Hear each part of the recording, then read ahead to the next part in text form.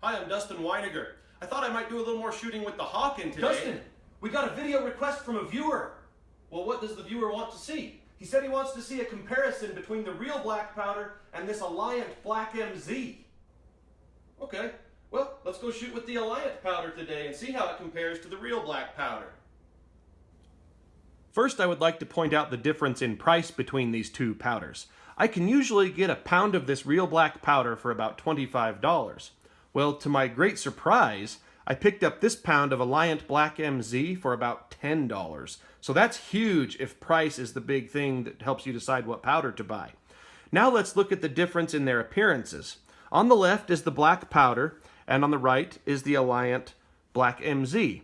Now that's a very coarse powder, obviously, but nowhere on the can does it say what the granulation size is. So I called Alliant, and they said that it is a 2FG equivalent. That's why I'm comparing to 2FG black powder. Now when I look at them, it looks like this is much more coarse than 2FG black powder, but that's what they said it is, so that's the comparison that I'll be doing today. Well, now that we've compared the appearances of the two powders, let's take a look at how each one burns out in the open air to see if there are any obvious differences in their characteristics. Now, I do have to give this disclaimer. I'll be doing this just with a very small amount of each powder and doing it at my own risk, just as you would be if you tried this yourself. So I have to urge you, do not try this at home. First, the black powder.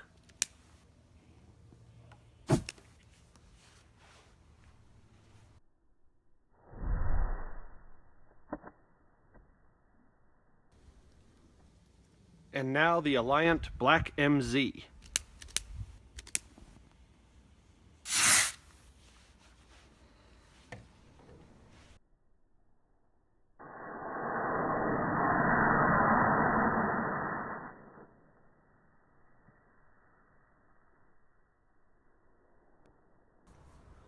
Well, as expected, the black powder exploded virtually instantly, while the Alliant Black MZ seemed to have a little bit of a slower burn rate, similar to Pyrodex.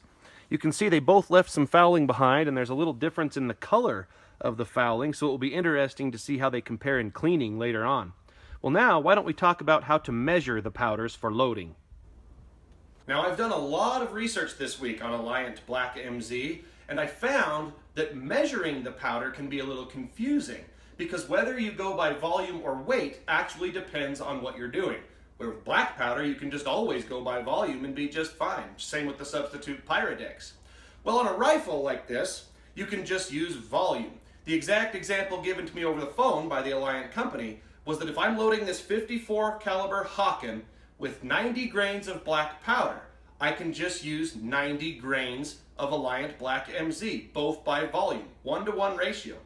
Then I asked if, even though it is equivalent to 2FG, if I could use it in 45 Colt cartridges, and he said they do have loading data for that.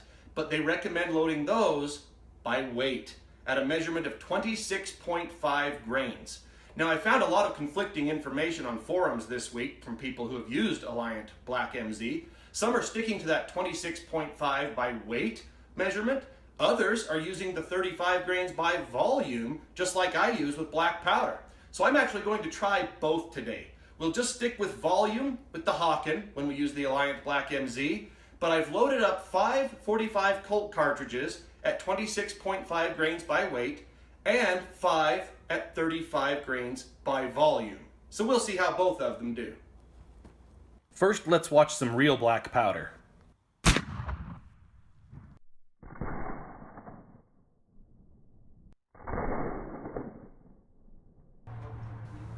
Now for the Alliant Black MZ. Alliant recommends using their powder in a dry bore, so I'm using a dry patch to remove any existing oil. With an empty bore, I'll fire a cap through the nipple to clear it of any oil or other obstructions.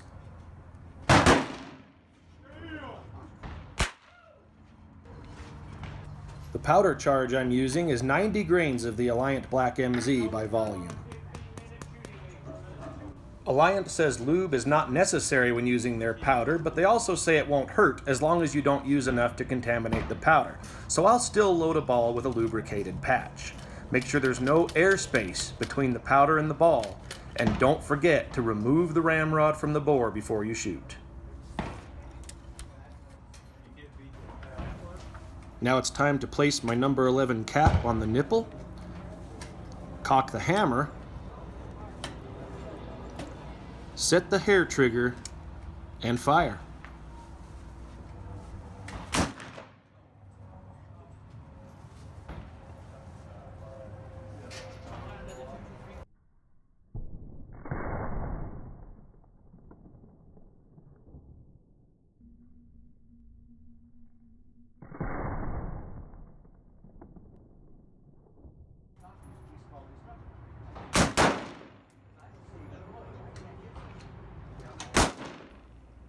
Well, after firing 10 shots of the Alliant Black MZ through my Hawken rifle, I have to say my first impressions are pretty positive.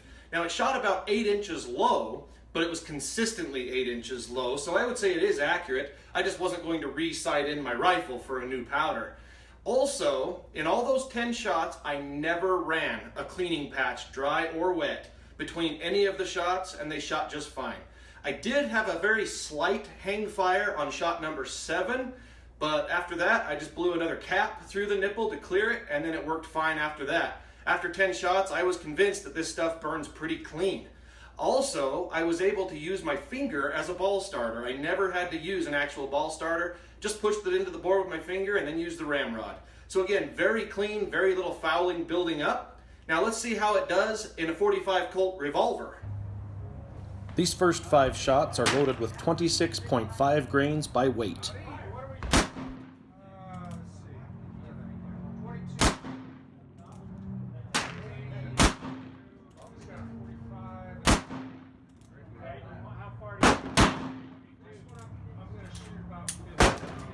These next 5 are loaded with 35 grains by volume.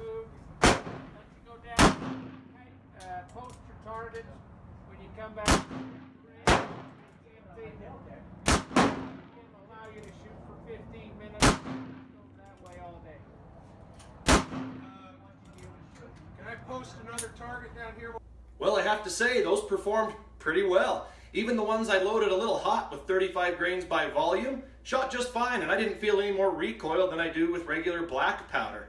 And you'll notice with both the Revolver and the Hawken rifle, there was plenty of smoke, just like black powder, which I like.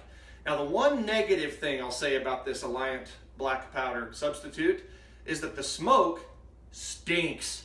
Now, I like the classic smell of the regular black powder smoke, but this stuff, I thought that smoke was going to choke me. There were several others coughing on it on the firing line. So I don't like that. But as far as the actual performance, I have to say this stuff worked really well, especially for that price of $10 per pound. One of the biggest questions when trying out a new powder is how easy is it to clean? So let's go see how easy it is to clean the bore of this Revolver after firing Alliant Black MZ.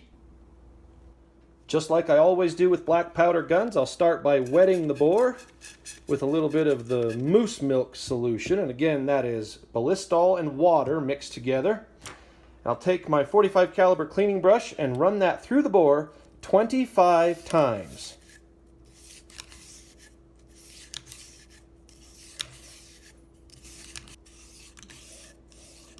All right, that's 25. Now I'm going to take off the bore brush, replace it with a bore jag, .45 caliber, and I'm going to take a cleaning patch, spray it with the moose milk, and let's take a look at how the first patch comes out of the gun.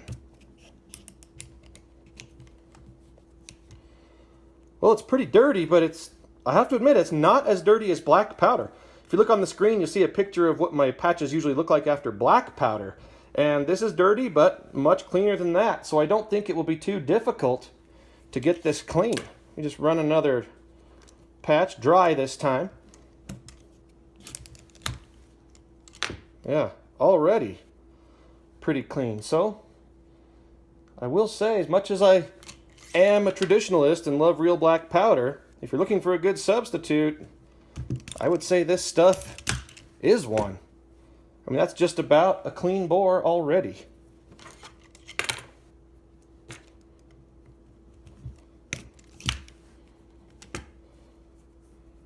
I think I'll run one more, but then after that, I would call it good. And then just coat the bore with Ballistol. That moose milk with the water in it neutralizes everything really well. And then the Ballistol is a great protector. Now I'll do the rest of the cleaning off camera for the sake of time. But you can see as well as I can, even back here, you didn't get as much black coming out as I do with black powder. So I would say, unlike most substitutes, this stuff will be pretty easy to clean. Well, I really hope this video satisfied that request to compare Alliant Black MZ to black powder. If you did like the video, remember to click the like button and subscribe to the channel so you can see more videos. And I would appreciate it if you would share this video so others can see the comparison too. I thank you so much for watching, and I think I'm still going to stick to the real black powder just for historical sake. And I think the spirits of those of the Old West would appreciate us sticking to real black powder too, instead of substitutes. Well, I guess I've only had one spirit of the Old West on my channel. That was the ghost of Bill Brazelton. You know, I actually don't know what his opinion of substitutes is.